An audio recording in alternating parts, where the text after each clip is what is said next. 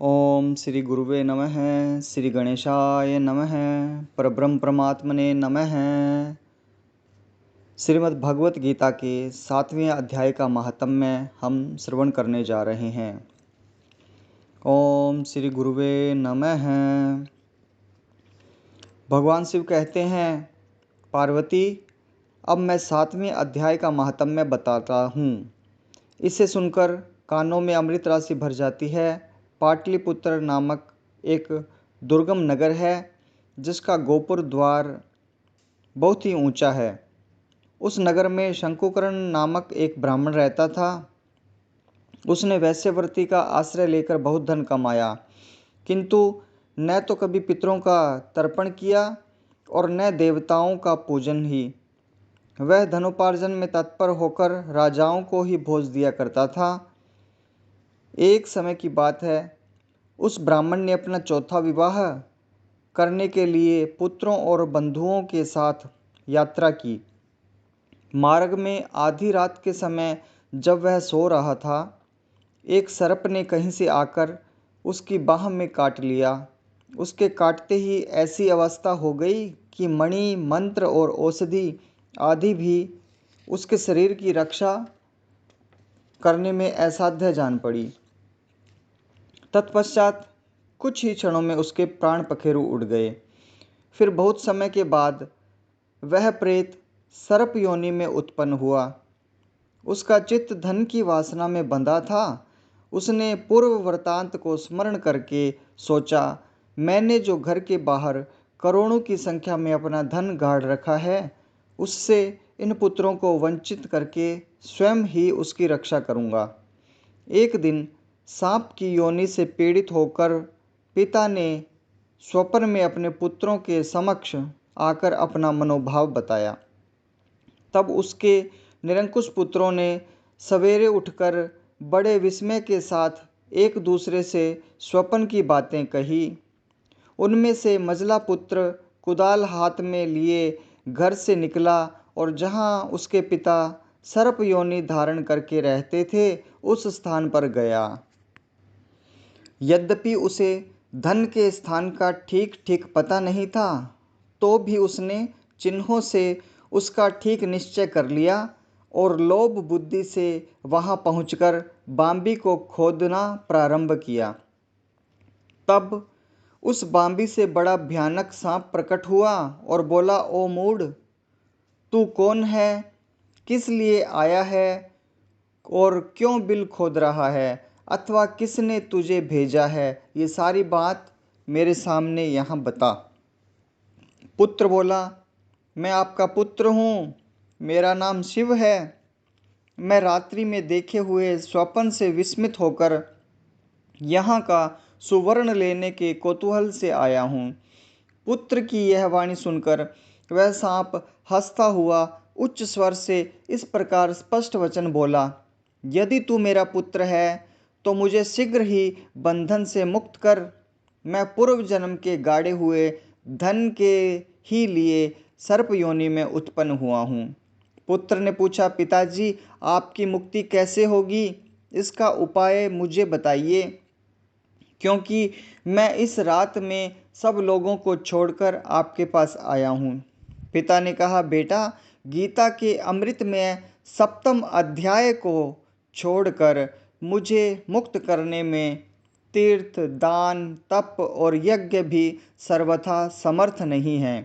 केवल गीता का 7वां अध्याय ही प्राणियों के जरा, मृत्यु आदि दुखों को दूर करने वाला है। पुत्र, मेरे श्राद्ध के दिन 7वें अध्याय का पाठ करने वाले ब्राह्मण को श्रद्धापूर्वक भोजन कराओ। इससे निसंदेह मेरी मुक्ति हो जाएगी।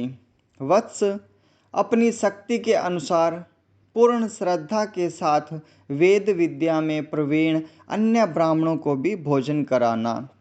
सर्प योनि में पड़े हुए पिता के ये वचन सुनकर सभी पुत्रों ने उसकी आज्ञा के अनुसार तथा उससे भी अधिक किया। तब शंकुकरण ने अपने सर्प शरीर को त्याग कर दिव्य देह धारण किया और सारा धन पुत्रों के अधीन कर दिया। पिता ने करोड़ों की संख्या में जो धन बांट कर उनको दिया था, उससे वे सदाचारी पुत्र बहुत प्रसन्न हुए। उनकी बुद्धि धर्म में लगी हुई थी, इसलिए उन्होंने बावली, कुआं, पोखरा, यज्ञ तथा देव मंदिर के लिए उस धन का उपयोग किया और अन्नशाला भी बनवाई।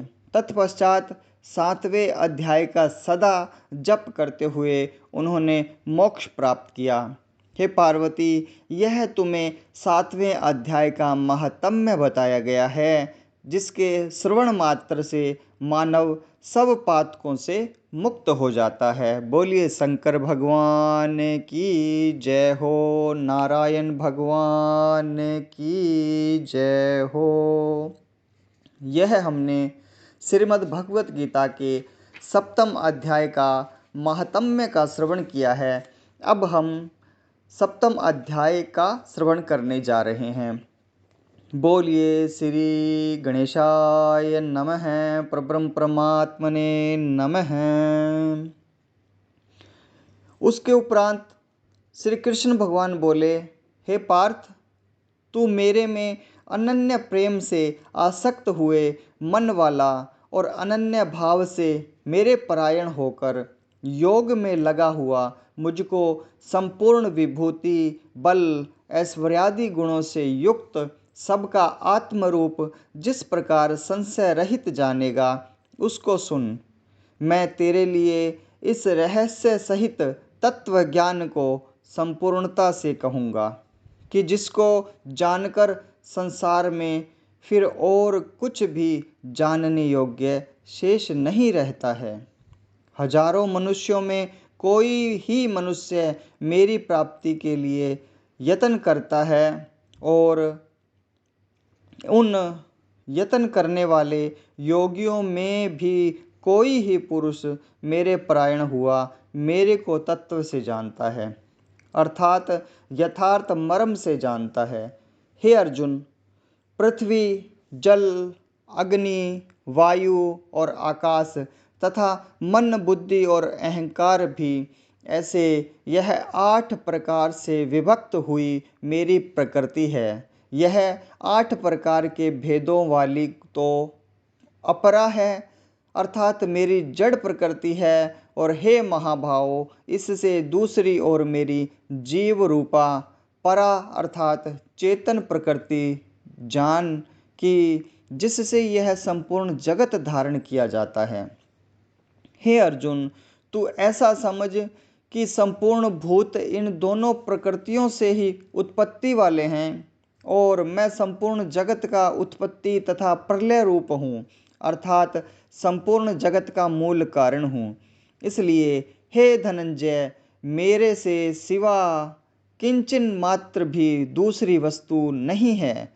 यह संपूर्ण जगत सूत्र में सूत्र के मणियों के सदृश मेरे में गुथा हुआ है। हे अर्जुन, जल में मैं रस हूँ तथा चंद्रमा और सूर्य में प्रकाश हूँ, और संपूर्ण वेदों में ओंकार हूँ, तथा आकाश में शब्द और पुरुषों में पुरुषत्व हूँ। पृथ्वी में पवित्र गंध और अग्नि में तेज हूँ, और संपूर्ण भूतों में उनका जीवन हूँ, अर्थात जिससे वे जीते हैं वह मैं हूँ, और तपस्वियों में मैं तप हूँ। हे अर्जुन, तू संपूर्ण भूतों का सनातन कारण मेरे को ही जान। मैं बुद्धिमानों की बुद्धि और तेजस्वियों का तेज हूँ। हे भरत श्रेष्ठ, मैं बलवानों का आसक्ति और कामनाओं से रहित बल अर्थात सामर्थ्य हूँ, और सब भूतों में धर्म के अनुकूल अर्थात शास्त्र के अनुकूल काम हूँ। और भी जो सत्व गुण से उत्पन्न होने वाले भाव हैं, और जो रजोगुण से तथा तमोगुण से होने वाले भाव हैं, उन सबको तू मेरे से ही होने वाले हैं ऐसा जान, परंतु वास्तव में उनमें मैं और वे मेरे में नहीं हैं। गुणों के कार्य रूप सात्विक, राजस और तामस, इन तीनों प्रकार के भावों से अर्थात राग द्वेषादि विकारों से और संपूर्ण विषयों से यह सब संसार मोहित हो रहा है। इसलिए इन तीनों गुणों से परे मुझ अविनाशी को तत्व से नहीं जानता, क्योंकि यह अलौकिक अर्थात अति अद्भुत त्रिगुणमयी मेरी योग माया बड़ी दुस्तर है। परंतु जो पुरुष मेरे को ही निरंतर भजते हैं वे इस माया को उल्लंघन कर जाते हैं, अर्थात संसार से तर जाते हैं। ऐसा सुगम उपाय होने पर भी माया द्वारा हरे हुए ज्ञान वाले और आसुरी स्वभाव को धारण किए हुए तथा मनुष्यों में नीच और दूषित कर्म करने वाले मूढ़ लोग तो मेरे को नहीं भजते हैं। हे भरतवंशियों में श्रेष्ठ अर्जुन, उत्तम कर्म वाले अर्थात आर्त, जिज्ञासु और ज्ञानी अर्थात निष्कामी, ऐसे 4 प्रकार के भक्तजन मेरे को ही भजते हैं।